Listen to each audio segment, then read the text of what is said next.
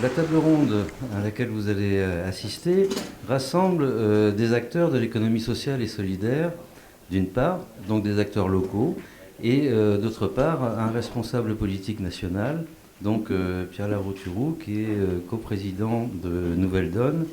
Les volcans, c'est une SCOP. Madame Lebeau, si vous pouvez nous préciser la manière dont s'est passée cette transformation entre une entreprise traditionnelle et une SCOP.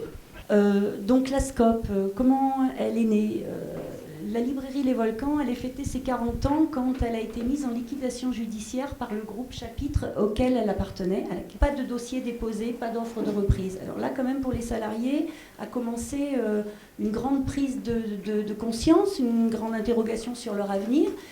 Nous, on avait vécu Chapitre avec sa hiérarchie pyramidale, quelque chose de très lourd, une impossibilité de faire notre travail correctement. Et l'idée de la SCOP a quand même été libérateur pour nous, parce qu'une formidable façon de travailler différemment. C'est aussi ça qui nous a incité à continuer en SCOP. Ça a été un travail assez acharné, avec l'issue agréable, 2 mois après, même si ces 2 mois d'attente ont été monstrueux pour nous, avec cette issue favorable de passage en SCOP. Alors là, qui a tout changé, mais là, c'est une très longue histoire, je ne peux pas faire ça en 5 minutes. À vos côtés, donc Arnaud Boisseau, directeur régional de l'Union des SCOP. Ce qu'il faut quand même préciser, c'est qu'à côté des SCOP, il y a aussi des SIC, il y a aussi des CAE. La SCOP, les coopératives de salariés, donc c'est la seule forme, les SCOP, où les salariés sont associés de l'entreprise. C'est-à-dire qu'ils sont copropriétaires de l'entreprise. Ça change tout, dans la relation qu'on peut avoir au travail, à son entreprise, etc. Depuis quelques années, il y a des gens qui prennent conscience, qui disent tiens, mais en France, il y a une autre façon d'entreprendre et ça existe. Et on a l'air de découvrir que tiens, c'est possible. Bah oui, il y a 45 000 personnes en France qui fonctionnent sous forme de coopérative, qui ont pris leur destin en main, soit en créant de toutes pièces leur entreprise, c'est-à-dire ce qu'on appelle une création ex nihilo, soit comme les volcans, qui ont repris leur outil de travail qui était mal en point. Donc moi je dirais que c'est un message d'espérance pour dire qu'il est possible d'entreprendre autrement. Certes, ce n'est pas un long fleuve tranquille, mais c'est en même temps une aventure assez passionnante. Il n'est pas question non plus d'envoyer des salariés aller se fracasser contre le mur si le projet économique ne fonctionne pas. C'est d'une certaine manière modestement le rôle de l'Union régionale, c'est d'accompagner, de vérifier si le projet est viable et que le projet coopératif aussi a des fondements, des bases pour pouvoir construire quelque chose. Ok. Madame Dupasquier, vous représentez le magazine Exclusif, qui est destiné à un lectorat particulier. Exclusif, c'est un journal et c'est aussi une action d'insertion qui est portée par une association sur un financement qui est principalement un financement du Conseil général du Puy-de-Dôme. Il est adressé par voie postale à l'ensemble des allocataires du RSA Socle sur le Puy-de-Dôme et aussi à une centaine d'abonnés payants. La double originalité d'Exclusif vient que le journal est écrit par des personnes en situation d'exclusion à destination de personnes dans la même situation. Récemment, il y a une des stagiaires qui nous disait il est rare dans notre situation qu'on puisse donner un point de vue, qu'on puisse donner son point de vue sur le monde. J'ai passé au club d'investisseurs pour une gestion alternative et locale de l'épargne solidaire. Alors dit comme ça évoque pas du tout le sigle qu'on connaît beaucoup mieux, les cigales. Monique Guillaume-Berny va nous expliquer un peu plus comment ça marche. Donc en fait, comme Gilles vient de vous le dire, vous avez compris qu'est-ce que c'est qu'une cigale. C'est un club d'investisseurs. On s'est réunis, on s'est mis ensemble. Certains se connaissaient, d'autres pas. On a créé notre club sur notre commune il y a 3 ans. Nous sommes 16.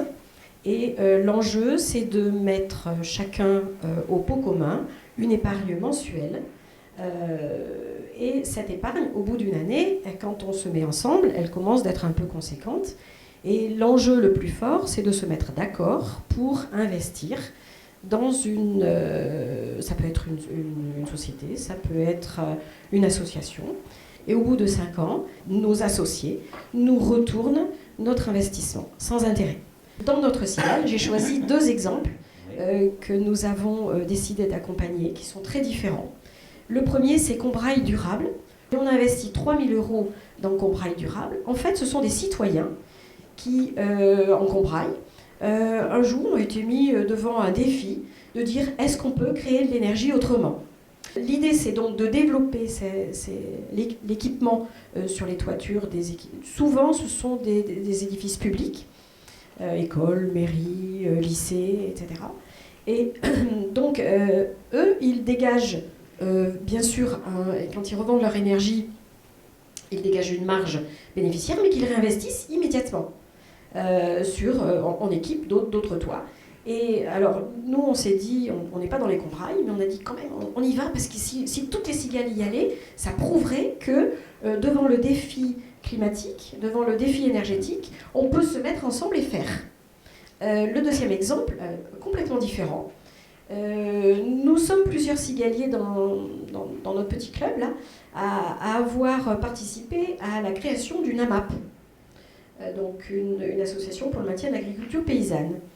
Et on a été sollicité par 2 jeunes extrêmement dynamiques. Donc en fait, ils mettent en lien les producteurs locaux, souvent en agriculture respectueuse de l'environnement, et ils livrent dans des comités d'établissement ou à des adresses particulières ces commandes-là. Voilà, donc c'est à la fois très pratique, mais c'est quand même des idées un peu globales. Okay. J'ai que 5 minutes, donc oui. Voilà. Frustré par le temps. Il y a quelqu'un qui va être encore plus frustré, c'est Pierre Larouturou, parce que je ne vais pas pouvoir te concéder beaucoup plus que 15 minutes. Hein. Alors, je ne sais pas quoi dire en 15 minutes, parce que j'avais... oui, c'est possible de changer, que c'est possible de sauver une entreprise, c'est possible de sauver un collectif humain, une activité qui était condamnée d'un système capitaliste classique pour un fonds de pension. Ils n'étaient même pas venus vous voir. Pour eux, Clermont-Ferrand, c'était out. Et pour eux, Clermont-Ferrand, la librairie, ils s'en foutaient. Je pense qu'ils ne sont jamais venus ici et que vous étiez juste pas rentable et que vous avez fait la preuve, vous, que vous êtes rentable. Vous ne crachez peut-être pas du 15% de rentabilité. Jaurès expliquait qu'on ne peut pas avoir une démocratie si dans l'entreprise, les salariés passent leur temps à courber les chines et à s'écraser pendant 10 heures par jour. Et l'innovation sociale n'est pas empêchée par la rentabilité.